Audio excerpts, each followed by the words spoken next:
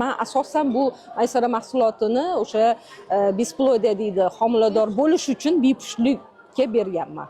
Juda ham ko'p insonlar mana shu mahsulot orqali o'sha follikullari anaqa bo'lib, yorilib, yaxshi natija olingan, farzandli bo'lib ketishgan.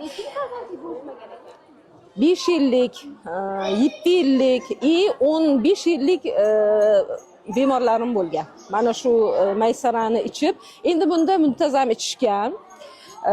Buni yana yaxshi tarafi o'sha xlorofil anaqalari borda, juda onkologiyaga ham juda foydasi zo'r buni.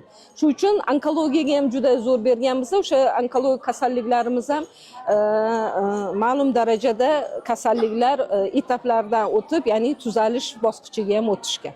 Meni o'zimga keladigan bo'lsam, oilaviy bu mahsulotni iste'mol qilamiz. Ertalab, ayniqsa ro'za vaqtlarida ertalab bir choy qoshiqdan maysara, bir choy qoshiq mung'oltin mahsulotimiz bo'lardi.